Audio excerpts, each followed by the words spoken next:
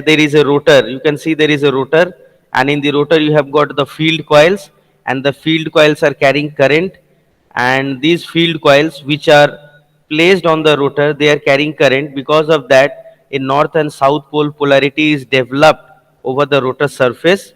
And when you are making the rotor rotate in anti-clockwise direction, that is counter-clockwise direction, so the induced EMF polarity in the coils belonging to phase A is having this shown by cross and dot. Cross polarity is for coil side A1, A2, A3, and dot polarity is for coil side A1 dash, A2 dash, and A3 dash.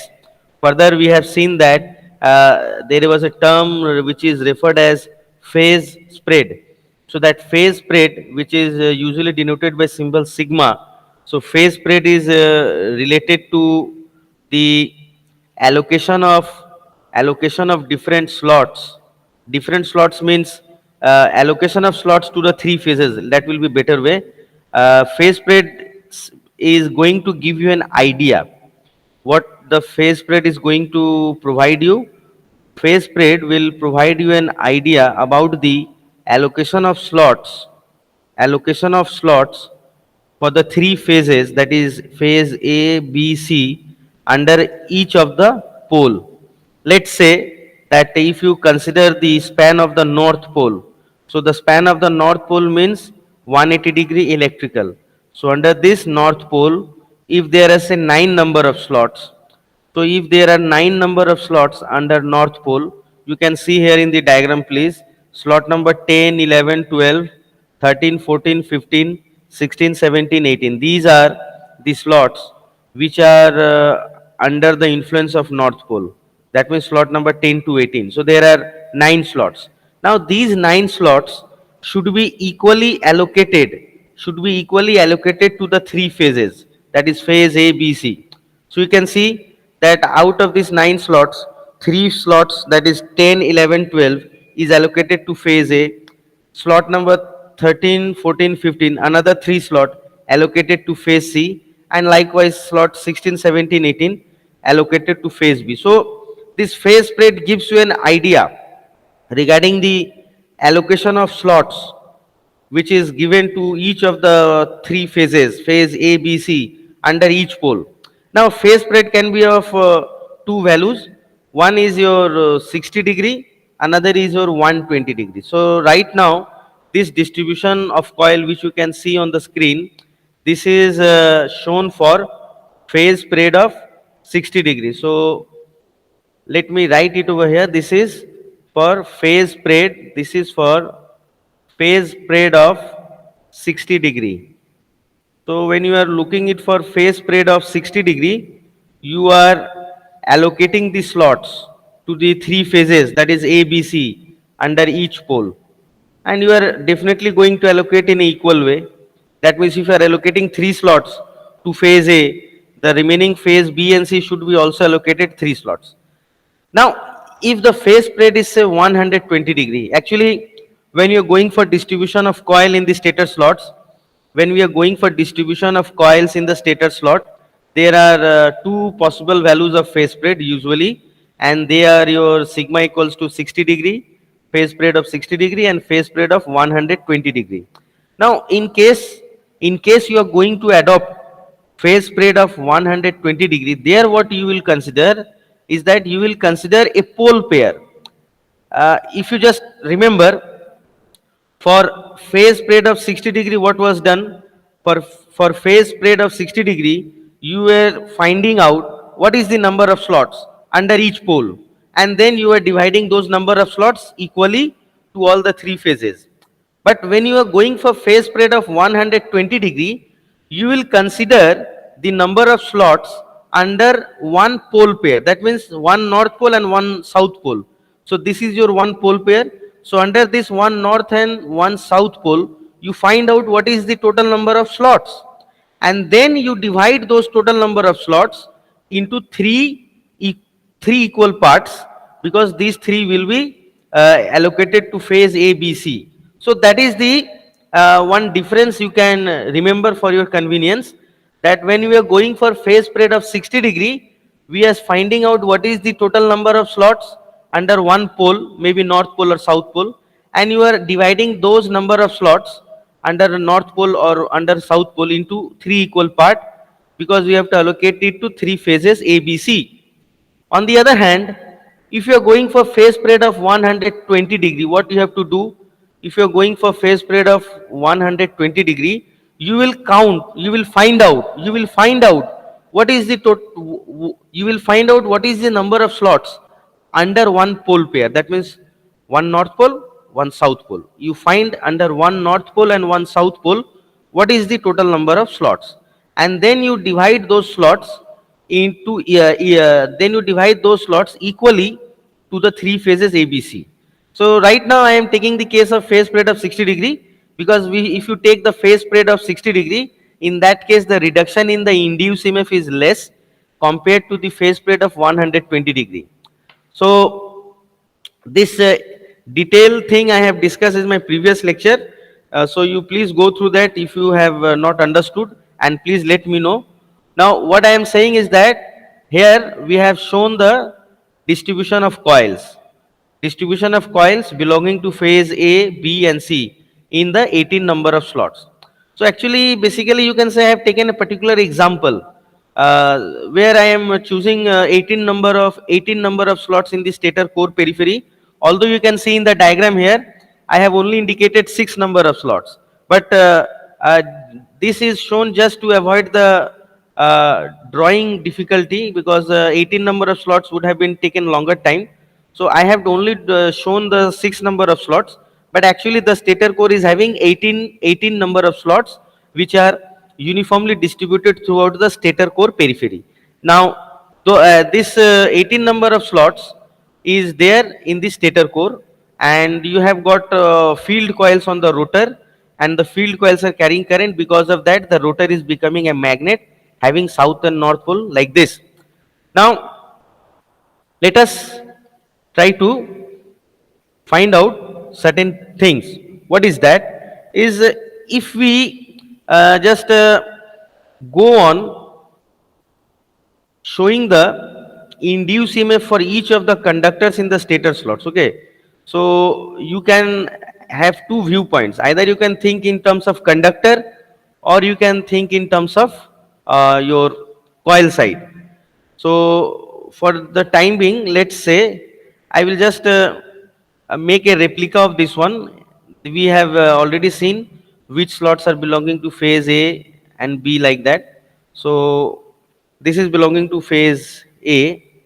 So this is your A1, coil side A1, this is coil side A2, this is coil side A3. Now why I am taking three slots? Why I have chosen three slots consecutively? These three slots, 1, 2, 3, are consecutive slots, and they have been allocated to phase A. What is the reason? Reason is that we have chosen phase spread of 60 degree. Okay. Now here total number of slots is how much? Total number of slots is 18. So 18 slots are subtending an angle of 360 degree. So one slot pitch, by 18 slot I mean actually slot pitch. Okay, so this thing is known as slot pitch. If I just write it over here, you can follow this thing written in pink color. This this thing is your slot pitch, and the angle subtended by this arc. You can see there is a arc shown by this green color. So this arc, which is shown by the green color, is going to subtend an angle at the center. So the angle subtended by this green color arc at the center will be termed as slot angular pitch. That means gamma, and this thing is known as slot pitch. So this thing is your slot pitch. So you have got 18 number of slots. So for 18 number of slots, you will have 18 number of slot pitch. This is simple common sense, that if you are having 18 number of slots, you will have 18 number of teeth. So 18 number of slots and 18 number of teeth. So they will make 18 slot pitch. So 18 slot pitch is having how many degrees? 360 degree, because this 18 slot is spanning the entire stator core periphery. So circle means 360 degree. So one slot pitch means, So 20 degree. yes, 360 degree by 18. That means it will be 20 degree. Now we should be careful. What kind of careful I am asking? This 20 degree which we have computed, This is in your mechanical degree. This is in terms of mechanical degree. So this is, we need to be careful. It is in terms of mechanical degree.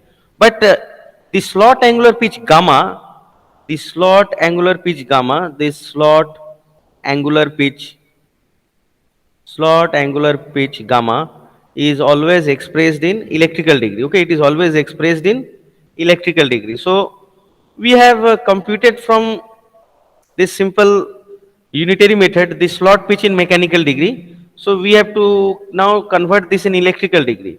So for converting in electrical degree, we will make use of this particular formula, that theta electrical is given by P by 2 into theta mechanical. Now you will find that here the number of poles developed on the rotor surface is 2. So obviously here your number of poles is 2. So for P you will write 2. Theta mechanical already we have computed to be 20 degree. So we see that theta electrical is also 20 degree. So slot angular pitch gamma is nothing but it is 20 degree. Now how we have concluded that these three consecutive slots 1 2 3 will belong to phase A? Because we have chosen phase spread, we have chosen phase spread to be 60 degree. Okay, so if phase spread sigma is 60 degree, so you can simply divide sigma by gamma. So what you get, if you divide sigma by gamma, you will get to know number of consecutive slots, number of consecutive slot, number of consecutive slot housing the conductors, housing, housing the conductors, or you can say coil side. Either you can say conductors or you can say coil side. Housing the conductor or coil sides belonging to a particular phase. Belonging to a particular phase. Belonging to a particular phase. So we know this thing, that sigma is 60 degree and gamma we have computed to be 20 degrees. So 60 degree by 20 degree, it will come out 3. So that is the reason that consecutively these three slots A1, 1, 2, 3 will have the coil sides or conductors belonging to phase A. Now if we are using full pitch coil, now let me just write here that this will be our south pole. This is our south pole, and this is our north pole. So 1 2 3 4, 1 2 3 4, this is our north pole. So for north pole, you know that lines of flux will be leaving the surface. So the lines of flux will be having this kind of direction, this kind of direction. So this is the direction of the lines of flux under the north pole. So this is my direction of BF for north pole. Now for south pole, you will see that lines of flux will be entering the surface. Lines of flux will be entering the surface. So over here, the direction of the south pole is like this. I mean to say the direction of the magnetic lines of flux is like this. This is your BF. And what was the rotation? Rotation was in anti-clockwise direction.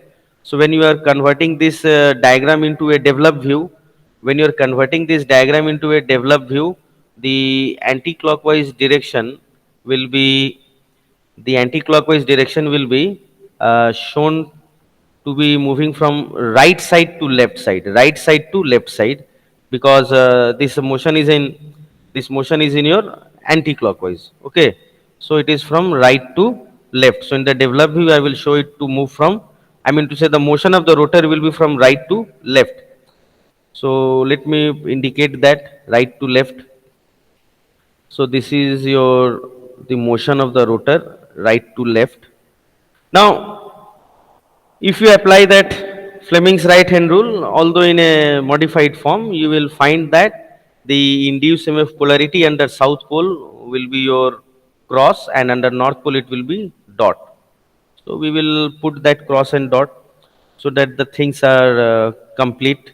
So this will be cross, cross, This all will be cross. They are under the influence of south pole, and this will be your dot. So they are dot polarity. Now we have shown one one coil side belonging to phase A. That means A1, A2, A3. Now where will be the other coil side, in which slot they will be placed? So for that you have to use that particular concept. What kind of concept? That full pitch coil means a coil having coil span 180-degree electrical. So if I take this to be my full pitch coil, so this full pitch coil will be placed in such a way that if this side is under south pole, let's say if this side is under south pole, so this side will be under north pole. That means electrically they should be 180-degree apart. Electrically they should be 180-degree apart. So this coil span should be 180-degree apart. But one slot pitch means how many degree? 20-degree. So one slot pitch means 20-degree. So for 180-degree, how many slot pitches? 20, 180 by 20, that means 9. So 1 plus 9 is 10.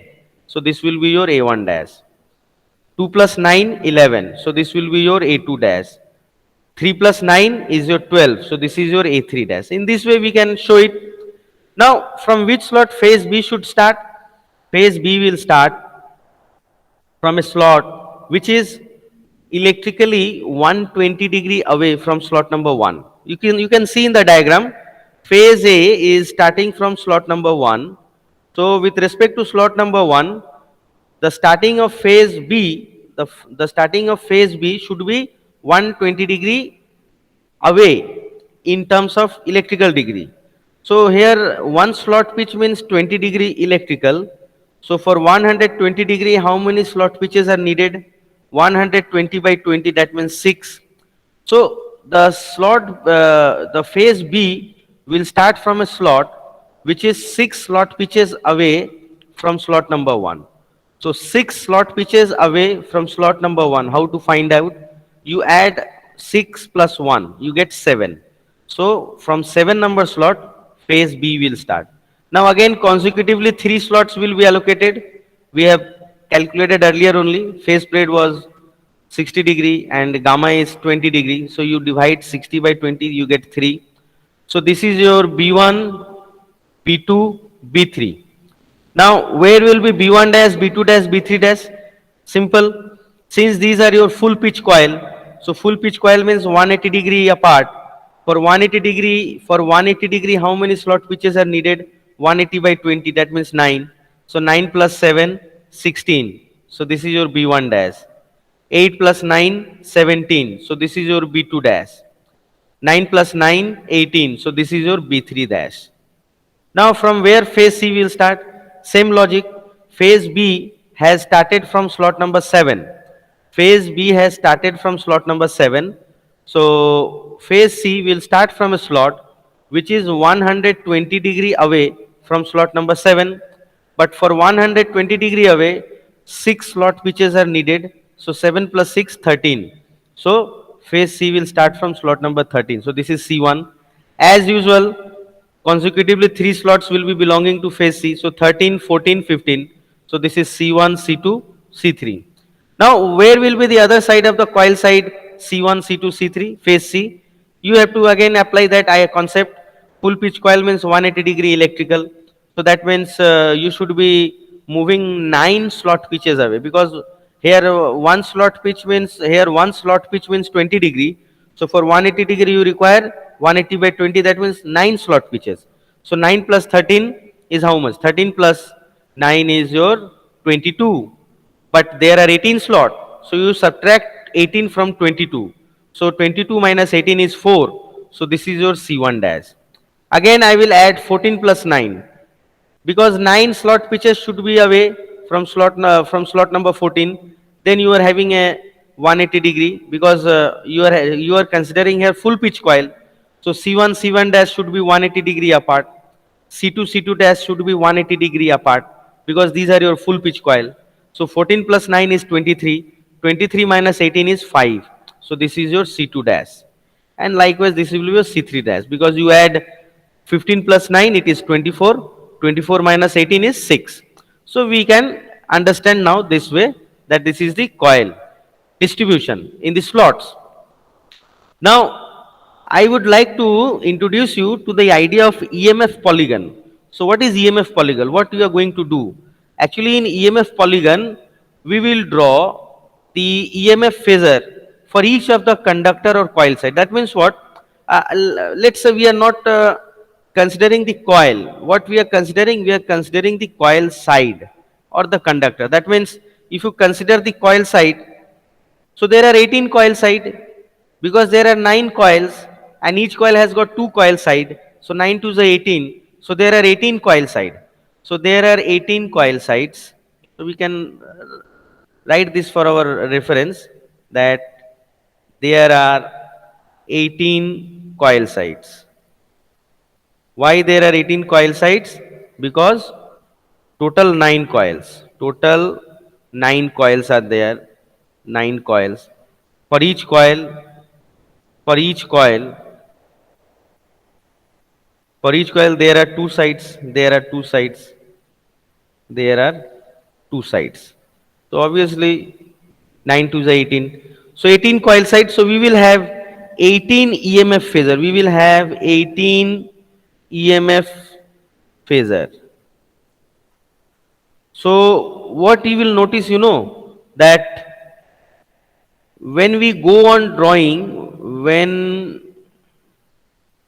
we go on drawing, when we go on drawing 18 phasors, 18 phasors,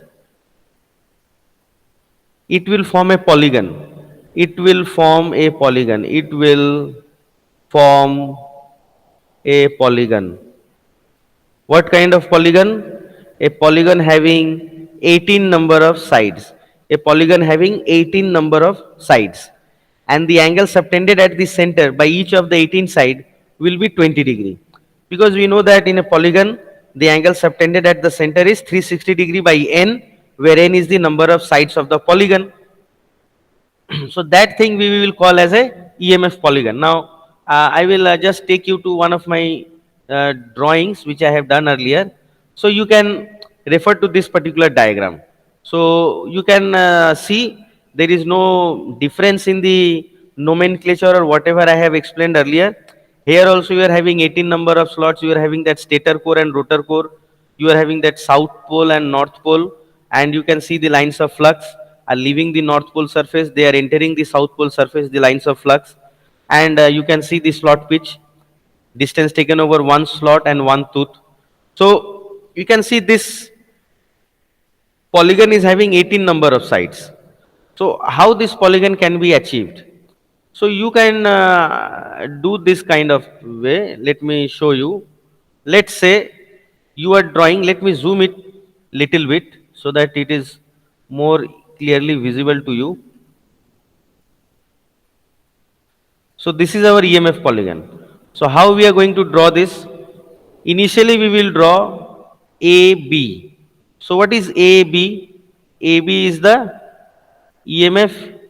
It is the, let's say this is the EMF induced in coil side placed in slot number 1. Suppose.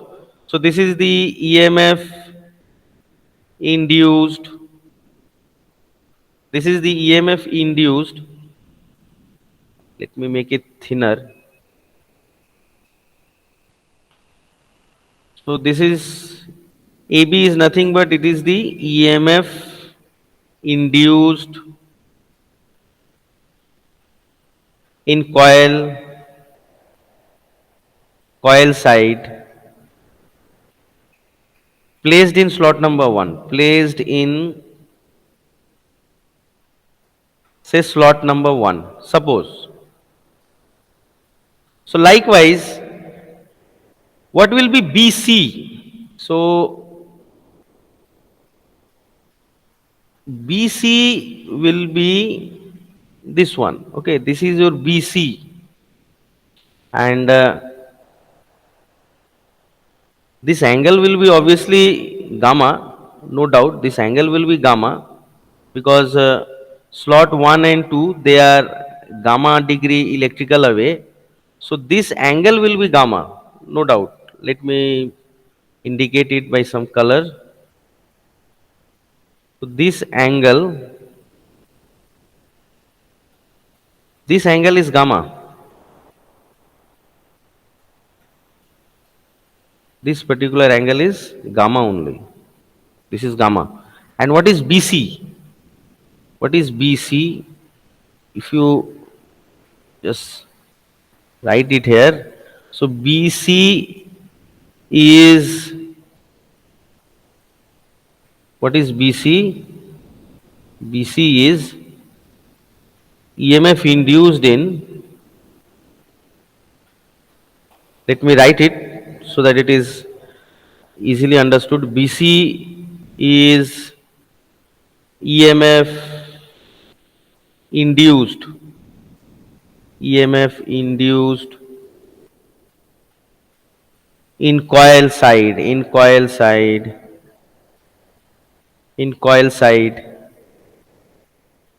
placed in slot number 2, placed in slot number 2,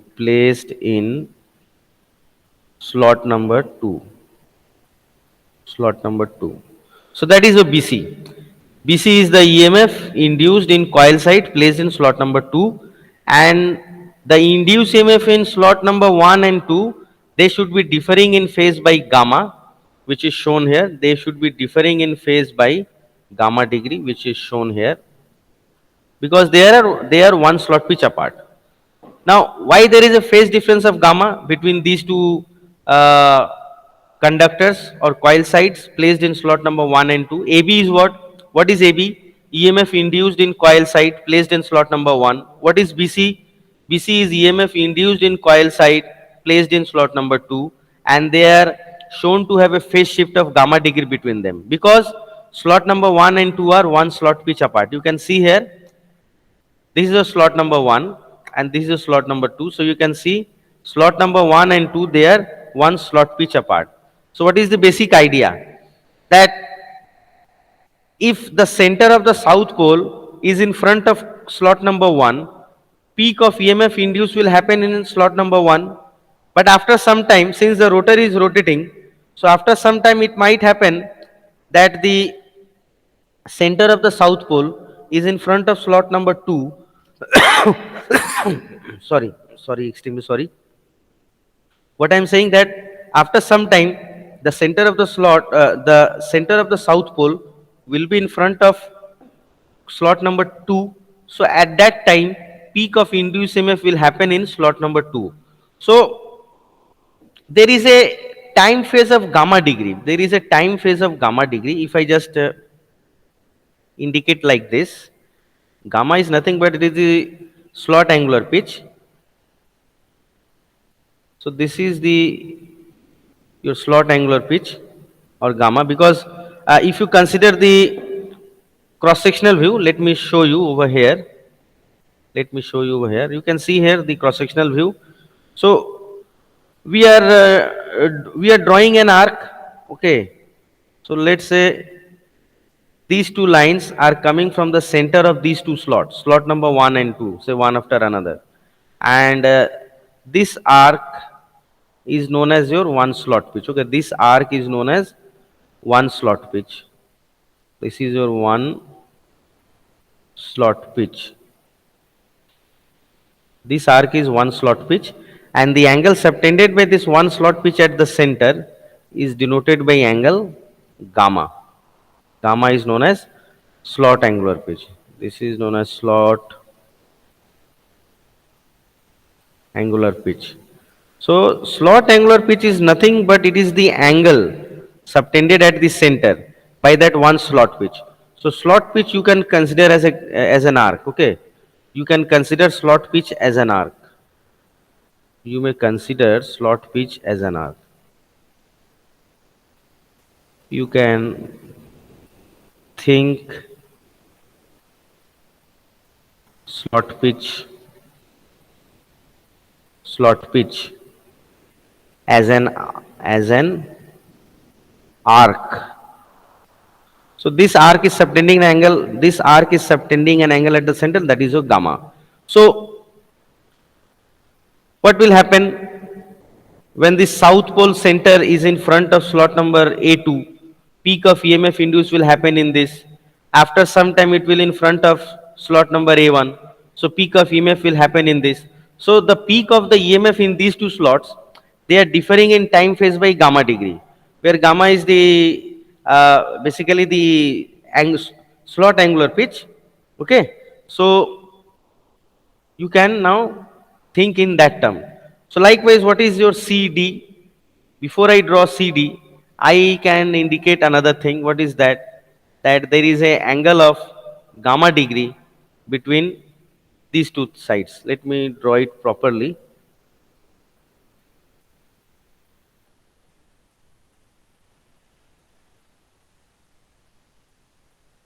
So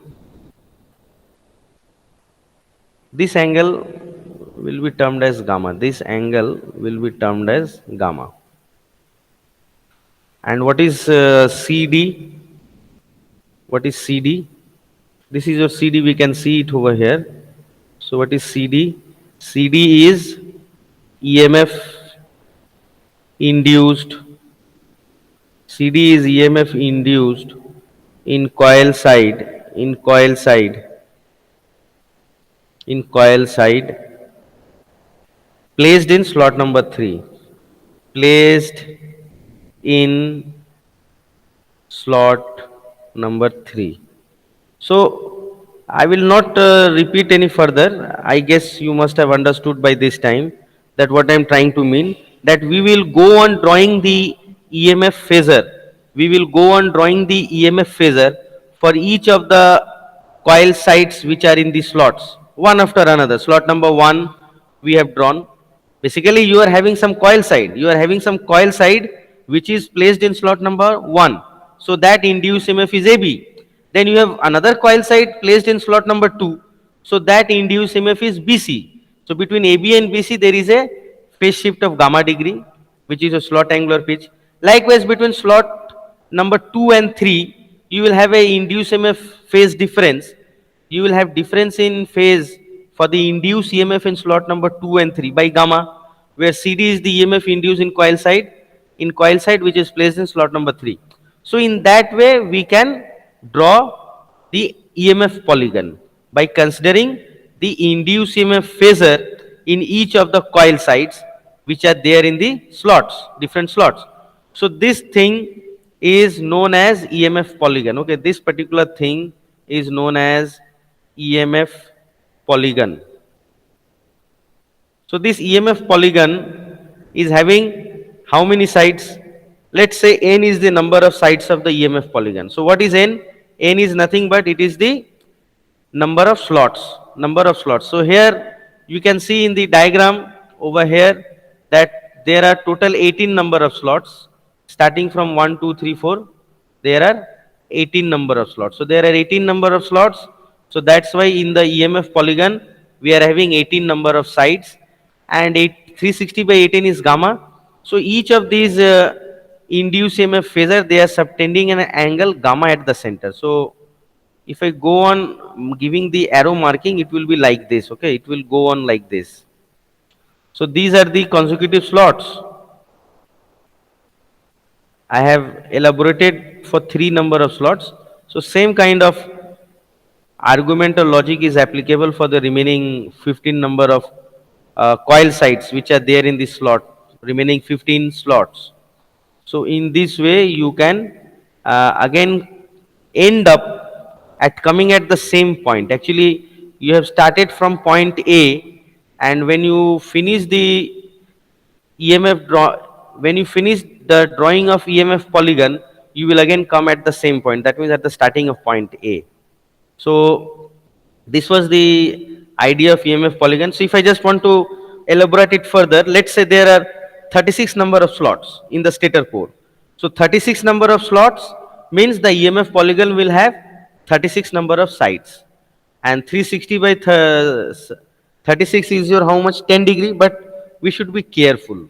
What kind of careful?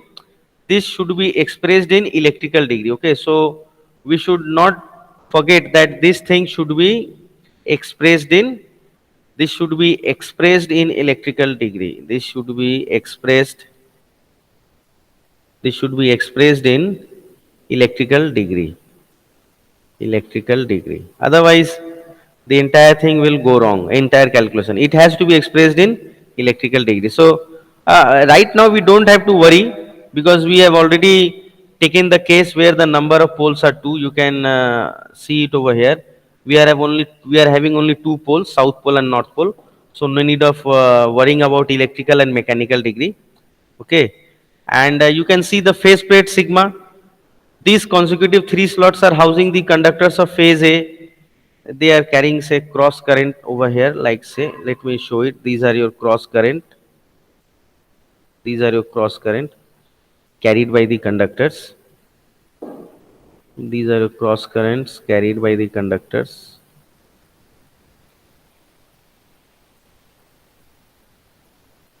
So this particular arc, okay, this arc you can say na, this arc, you can say this arc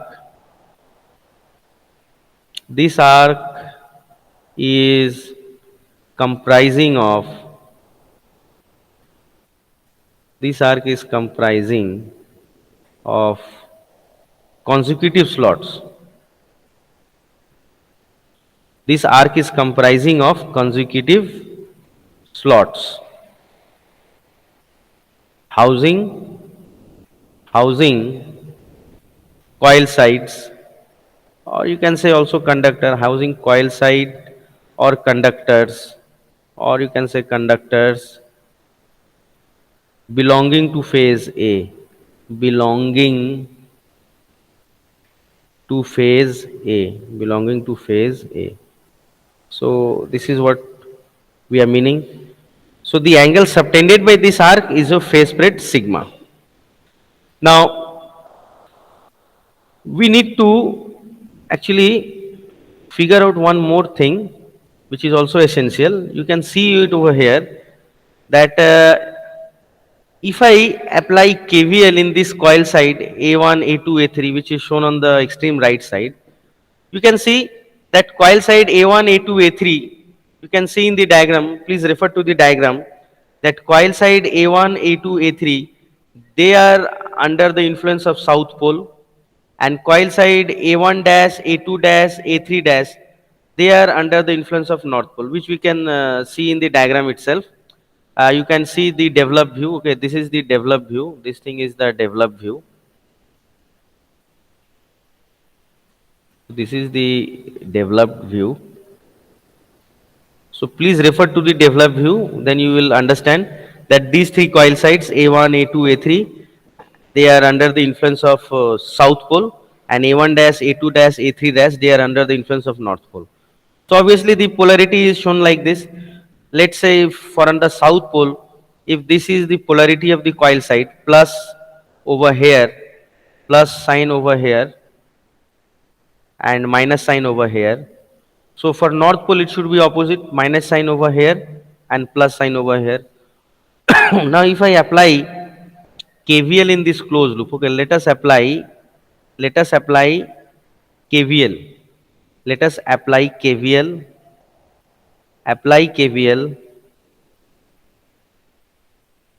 in this closed loop, in this closed loop. So we can adopt some convention. What kind of convention? Let's say rise in voltage positive and drop in voltage negative. So we take that convention. So we are starting from this point. Okay, I am starting from this point.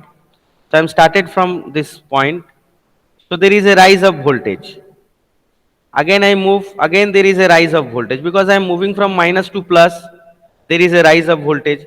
Again I am moving from minus to plus, rise of voltage. Again if I move like this, again I am moving from minus to plus, so rise of voltage. Again I am moving from minus to plus, again rise of voltage. So in this way we take the voltage drop or voltage rise. So we get to see that the induced EMF on both sides of the coil side, they are actually getting added up. the induced EMF in both side of the coil side, what we see that the induced EMF, the induced EMF on both side of the, on both side of the coil side, on both side of the coil side, of the coil side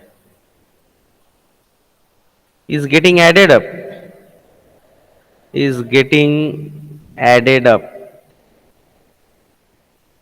is getting added up. So this is something which is important for us. I'll tell you why it is important. Is that when we will actually calculate the induced EMF in a coil, so we can just consider this particular point in our mind. Is that if you view the coil sides, so the coil sides voltage polarity are opposite to each other. The way you can see under south pole, the coil side A1, A2, A3, they are having this kind of voltage polarity, plus at the top portion, minus at the bottom. But for north pole, the voltage polarity is opposite. But when we apply KVL in this closed loop, and we just need to know what is the net voltage across these two terminals, A1, A and A dash. So we see that the induced EMF on both side of the coil side is getting added up. So this particular point has to be remembered. So why I will let you know why I am saying this, because over here you can see in this particular diagram. Let me zoom it a little bit. This induced EMF AK. What is this AK? AK is the induced EMF in the coil A1 A1 dash. What is KL? Induced EMF in the coil A2 A2 dash, and LM is in coil A3 A3 dash. So in this particular case, we are not drawing the, what should I say, the induced EMF of the conductor or the coil side. Here the induced EMF of the coil is being drawn. So I will write it a bit so that it is clear. What is AK? AK is the induced EMF. It is the induced EMF of coil side A1 and A1 dash added up together. Coil side A1 and A1 dash added up together. Added up together.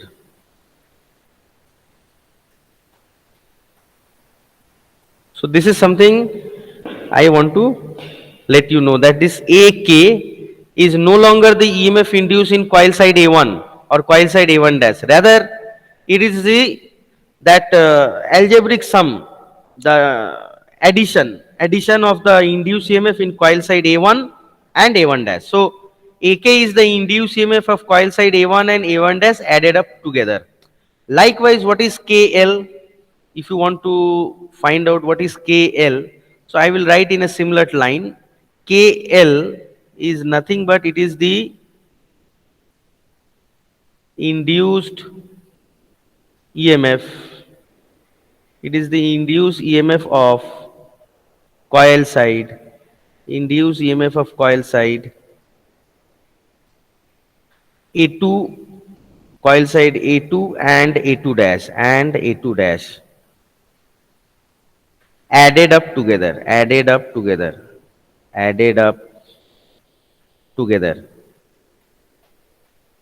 So likewise we can write that Lm is the induced EMF in the coil side A3 and A3 dash added up together. So this is your AK, KL and Lm. Now what we can do? We have drawn actually three perpendicular bisector. You can see three perpendicular bisectors are drawn for AK, LM, KL and LM. So we are drawing three perpendicular bisectors. So we can write that three perpendicular bisectors are drawn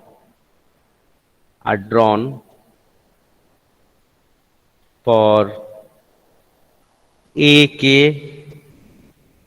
KL and LM. And these three perpendicular bisectors, they are meeting at the point Z. These three perpendicular bisectors, they are meeting at the point Z. So what we have done, we have drawn a circle. We have drawn a circle by taking these points A, K, L, M. These 3 points taking, we have drawn a circle like this. So a circle is drawn, and now you will see that this AK, KL and LM, they have become actually the chord of this circle. They have become actually the chord of this circle. So we can say that AK, KL and LM are the chord of the circle. They are the chord, chord of the circle. They are the chord of the circle,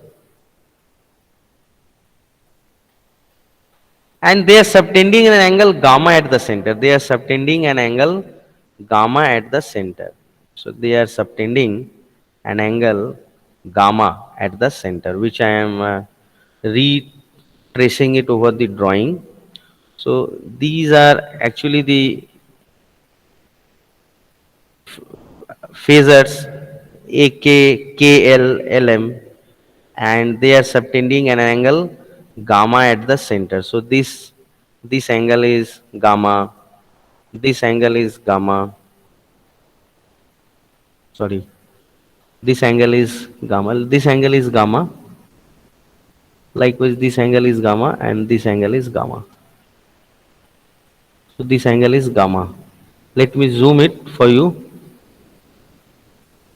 so that it is more clearly visible.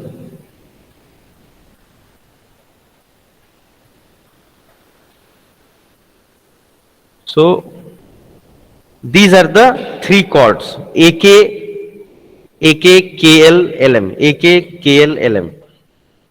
Because you see, these three chords AK, KL, LM, they are representing the induced EMF in the coil A1, A1 dash, A2, A2 dash, and A3, A3 dash. So, which I have already said earlier, you can see this writing. What is AK? AK is the induced EMF of coil side A1 and A1 dash added up together. So what is A1 and A1 dash? You can see it over here. This is your coil side A1, slot number 1 it is placed. So coil side A1 is placed in slot number 1 and coil side A1 dash is placed in slot number 10. So you are adding the EMF of these two coil sides, and that is denoted by the phasor AK. So that is, we have written AK is nothing but it is the induced EMF of coil side A1 and A1 dash added up together. Okay, added up together. So that is your AK drawn here. Likewise, on a similar way, you can say KL. KL is what? Induced EMF of coil side A2 and A2 dash added up together. So that is what is shown over here. KL and LM like that. So thereafter, what we have done? We have drawn three perpendicular bisector. Okay, so these are what? These are your perpendicular bisector. These are your perpendicular bisector. So we have drawn it for all the three phasors AK, KL, LM, and they are meeting at point Z, where Z is the center of the circle, and we can see that these three phasors AK, KL, LM, they are going to subtend an angle gamma at the center, which is a slot angular pitch gamma. Now, after that, what we have to do? We have to basically find out what is the phasor sum of AK, KL and LM. So we want to know this, okay? What is the phasor sum? So if I write it over here, phasor sum, phasor sum of AK, phasor sum of AK, KL, AKKL and LM is given by is given by, let me draw it over here for you. So we have to take the phasor sum of these three EMF AK, KL, LM. So if I draw the phasor sum, it will look like this. Please follow this blue line which I am drawing. So this is the phasor sum. This is the phasor sum of these three. So that is given by AM. So AM is the phasor sum. Okay. So what is your AM? AM is the phasor sum of these three coils. So now we want to know that what is the effect of the distribution of the coils, because we are taking the phasor sum. What is basically AM? What is basically AM? Voltage, if I write here, voltage available across terminals, across terminals, across terminals A dash, A dash is given by AM, is given by AM, is given by AM. So what is AM? AM is the phasor sum. Because the coils are distributed, so we have to take the phasor sum. We cannot take arithmetic sum, because there is a phase difference between the induced EMF in these coils A1, A1 dash, A2, A2 dash. For example, if I take the EMF induced for coil A1, A1 dash, so this thing is denoted by which factor? AK. AK is this one. Okay. Further, what is the induced EMF in coil A2, A2 dash? A2, A2 dash induced EMF is denoted by KL, KL. And furthermore, induced EMF in this coil, this thing, sorry, A3, A3 dash, A3, A3 dash, A3, A3 dash. This thing is denoted by LM. This thing is denoted by LM. So AK is what? EMF induced, induced EMF in this coil side. Okay, induced EMF, induced EMF in coil. You can see it. I have shown A1, A1 dash. Likewise, what is KL? KL is your induced EMF in coil A2, A2 dash. Likewise. So AM is what? AM is the phasor sum of these. So this thing is the induced EMF. This is the induced EMF available across this. Let me choose this. The EMF induced is actually this one. This is the induced EMF. So now we need to find an expression of this. Okay.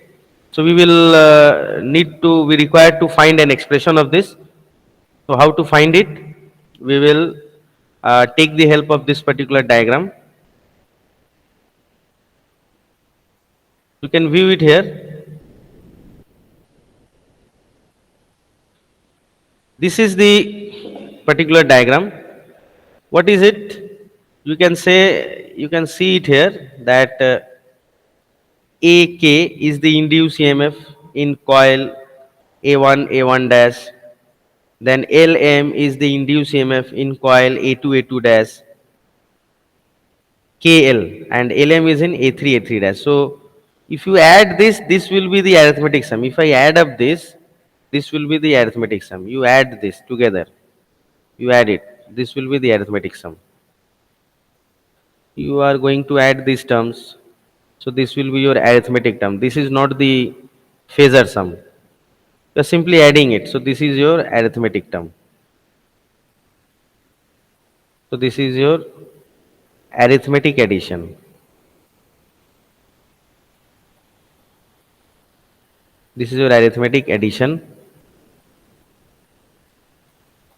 And what is this one? AM. AM is your AM is your phasor addition. This is your phasor addition. This thing is your phasor addition.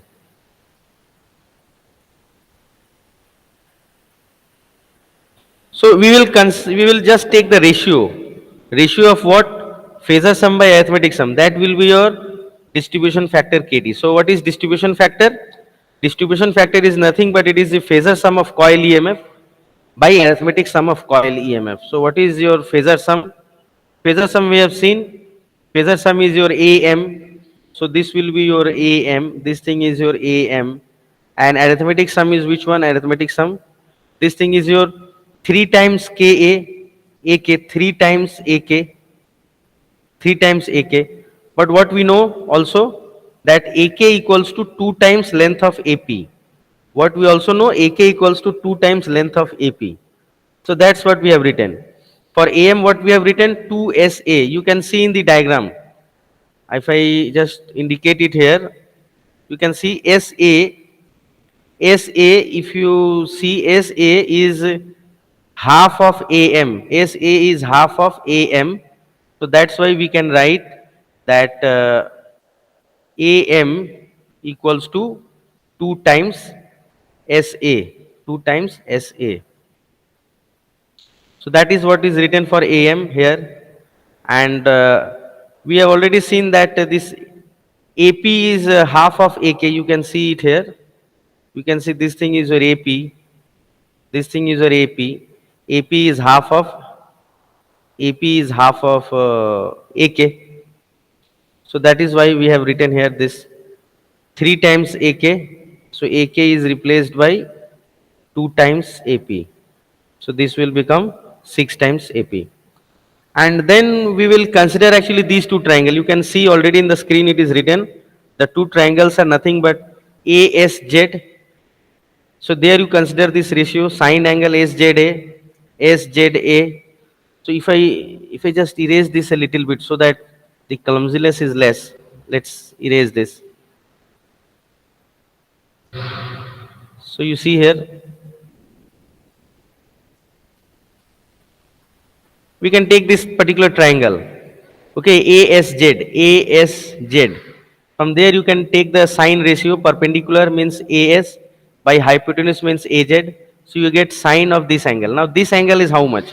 Let me trace it over here. This angle is gamma. This angle is gamma, and this angle is how much?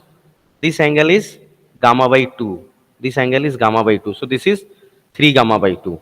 Likewise in triangle APZ, if I take another color, so this is your APZ, this is your APZ.